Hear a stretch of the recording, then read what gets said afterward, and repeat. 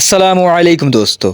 तो कैसे हैं आप लोग दोस्तों। ये वीडियो मेरी पिछली वीडियो का पार्ट 2 है। इस वीडियो में मैंने आपको बताया है कि ब्लैक होल कायनात की पुरस्रार चीजों में से एक है और हमारी गैलेक्सी इन खतरनाक ब्लैक होल से भरी पड़ी है। इनमें से अगर एक भी ब्लैक होल हमारे सोलर सिस्टम यानी हमारे सूरज के करीब आ गया तो ये हमारे सूरज को इन तमाम सैयारों समेत खा जाएगा। पिछली वीडियो में हमारे कुछ सवालात बाकी थे कि ब्लैक होल बनता कैसे है और ऐसे कौन से खतरनाक ब्लैक होल्स हैं जो हमारे सोलर सिस्टम के बहुत ज्यादा करीब है कि अगर वो थोड़ा और करीब आते हैं तो हमारे ऊपर क़यामत बना सकते हैं। इनमें से कुछ तो इतने बड़े हैं कि हमारी पूरी मिल्की वे गैलेक्सी को भी खा सकते हैं। और जो ब्लैक होल हमारे सूरज से दूर हैं तो वो कितना दूर हैं, क्या इनमें से कोई हमारे सूरज की तरफ बढ़ रहा है और क्या इस कायनात में ब्लैक होल्स की तरह कोई व्हाइट होल भी मौजूद है। तो आइए इन सब सवालों के जवाब समझने की कोशिश करते हैं। तो वीडियो को आखिर तक जरूर देखिएगा और अगर आपको वीडियो अच्छी लगे तो चैनल को जरूर सब्सक्राइब कीजिएगा। तो चलें शुरू करते हैं टाइम को बगैर ज़ाया किए। दोस्तों अब तक साइंसदानों ने कुछ दर्जन ही ब्लैक होल्स डिटेक्ट किए हैं। इन साइंसदानों का ख्याल है कि सिर्फ हमारी मिल्की वे गैलेक्सी में ही 100 मिलियन ब्लैक होल्स मौजूद हैं।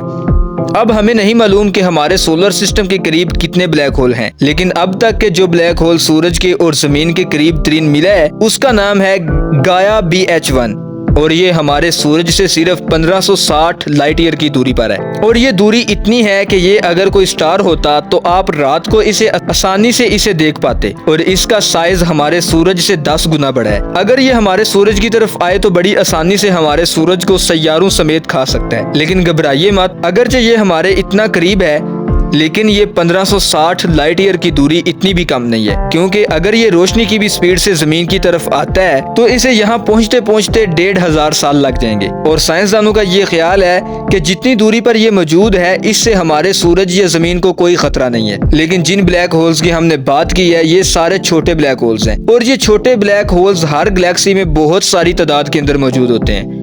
लेकिन अगर हम बात करें बड़े ब्लैक होल्स की तो उनका साइज हमारी सोच से भी बड़ा होता है। जैसा कि साइंसदानों को एक ब्लैक होल इतना बड़ा भी मिला है जिसका नाम है TON 618 है। अगर इसको हमारे सूरज के साइज से कंपेयर किया जाए तो ये हमारे सूरज से 66 बिलियन गुना बड़ा है। ये ब्लैक होल हमारी गैलेक्सी में नहीं बल्कि हमारी गैलेक्सी से बाहर है, क्योंकि ये इतना बड़ा है कि हमारी गैलेक्सी में भी नहीं आ सकता। क्योंकि अगर इसके साइज का मुकाबला हम अपनी मिल्की वे गैलेक्सी से भी करते हैं तो ये हमारी इतनी बड़ी मिल्की वे गैलेक्सी से भी बड़ा है। अंदाजा लगाएं कि ये इतना बड़ा है कि हमारी मिल्की वे गैलेक्सी का डायामीटर 2 लाख लाइट ईयर है, जिसका सादा मतलब ये हुआ कि अगर हम ऐसी स्पेस क्राफ्ट बनाते हैं जिसकी स्पीड लाइट की स्पीड जितनी हो यानी 3 लाख पर सेकंड की स्पीड से वो चले तो हम अपनी मिल्की वे गैलेक्सी के एक कोने से दूसरे कोने तक जाने की कोशिश करें तो हमें तकरीबन 2 लाख साल लगेंगे। और अगर हम इस TON 618 ब्लैक होल की बात करें तो इसके एक किनारे से दूसरे किनारे तक जाने के लिए हम कोशिश करें तो हमें तकरीबन 3 लाख साल लगेंगे और वो भी रोशनी की रफ्तार से। और अगर ये हमारी मिल्की वे की तरफ बढ़ता है तो अरबों खरबों स्टार से मिलकर बनी गैलेक्सी का ये लंच या डिनर आराम से कर सकता है। और ये हमारी गैलेक्सी से 80.2 बिलियन लाइट ईयर की दूरी पर है, यानी ये इतनी दूरी पर है कि इससे हमारी गैलेक्सी को कोई खतरा है ही नहीं। और अगर आप इसके साइज से हैरान हुए हैं तो थोड़ा और हैरान हूँ कि ये भी अभी छोटा है। एक ब्लैक होल 2010 में मिला जिसका नाम है पोनिक्स A और इस ब्लैक होल को अभी तक स्टडी किया जा रहा है। लेकिन अंदाजा है कि ये ब्लैक होल इतना बड़ा है कि ये हमारे सूरज के मैस से 100 बिलियन गुना बड़ा है। और ये ब्लैक होल दरअसल एक क्लस्टर में मौजूद है और इस ब्लैक होल का सही साइज अभी तक हमें मालूम नहीं हो सका। लेकिन जितना भी साइज हमें मालूम हुआ है वो काफी बड़ा है।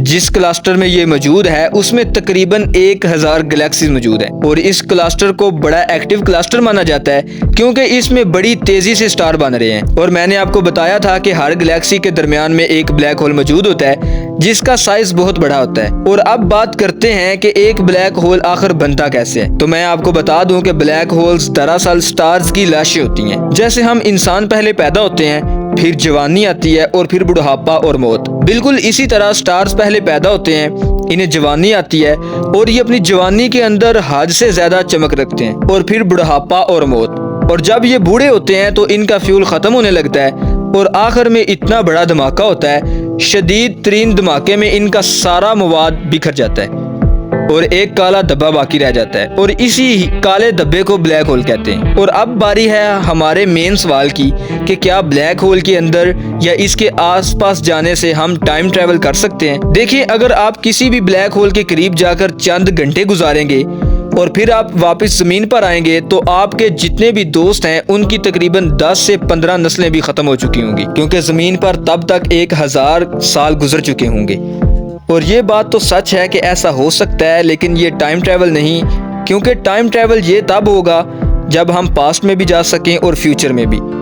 हम डायनासोर के ज़माने में भी जा सकें, लेकिन ब्लैक होल के पास जाने से सिर्फ आपका वक्त आपके लिए रुक जाएगा।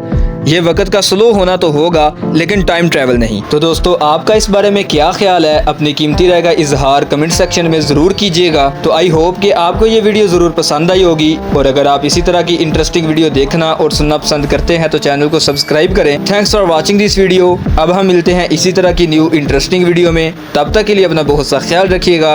अल्लाह हाफिज़।